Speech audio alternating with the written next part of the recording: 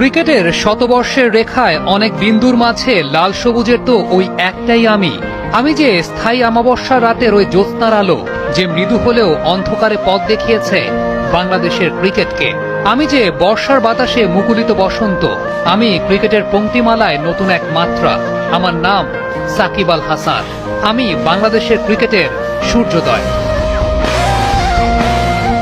বাংলাদেশের ক্রিকেট যদি একটা কাব্যগ্রন্থ হয় তাহলে এর সনেট বা চতুর্দশপদী সাকিব আল হাসান। কবি যা রচনা করেন তাই কবিতা, সাকিব যা দিয়েছেন তাই বাংলাদেশের ক্রিকেট। ক্রিকেটে লাল সবুজের ব্র্যান্ডিং এর বিশ্বায়নের শুরুটা তার মাধ্যমেই। নিজে সমীহ আদায় করেছেন, বিশ্ববাসীকে বাধ্য করেছেন বাংলাদেশকে সমীহ করতে।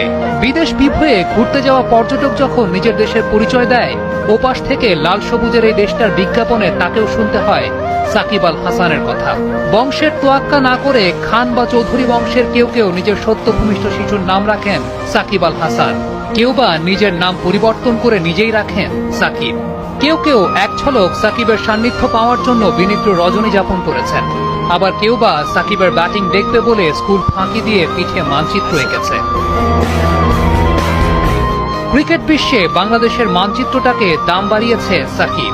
এদেশের তরুণ প্রজন্ম তাকে অনুসরণ করে, অনুকরণ করে। জীবনের শেষ দিন গুনতে থাকা বুড়ো দাদু নাতিকে মাথায় হাত দিয়ে আদর করে বলে, আমার নাতিটা যেন সাকিব আল হাসানের মতো হয়। একটা প্রজন্ম যেখানে নিজের ব্যক্তিত্বকে সাকিবের মতো করে বহিঃপ্রকাশ করতে চায়, সেই সাকিবের তো সবকিছু মানায় না। যে সাগরে সব জাহাজই যায়, সেই সাগরে সাকিবের জাহাজ যাওয়াটাও কি মানায়? হ্যাঁ, ক্রিকেট আইডিওলজির পুরো দায়ভারটা সাকিব নিয়ে বসেননি, কিন্তু একটা প্রজন্মের গ্রুম আপ আইডিওলজি যে তার দ্বারাই প্রভাবিত। যে মানুষটা সর্বোচ্চ আনন্দের উৎস, সে মানুষটাকে বিতর্কে দেখতে চান কজনা। ব্যাপারটা হয়তোবা সাকিব আল হাসান নিজেও বোঝেন দেখেই ফিরে এসেছেন। জাহাজটা যে সাগরের দিকে ছুটিয়েছিলেন দক্ষ নাবিকের মতো তা ঘুরিয়েও নিয়েছেন। এই দেশে গর্ব করার মতো অনেক কিছুই আছে, সেই সাথে এই দেশে একটা সাকিব আল হাসানও আছে। সাকিব আল হাসান বাংলাদেশের ক্রিকেটের সবচাইতে বড় নাম। আপনি মানেন আর না মানেন, দেশের ক্রিকেটের ব্র্যান্ড অ্যাম্বাসেডর কিন্তু এই সাকিব আল হাসানই।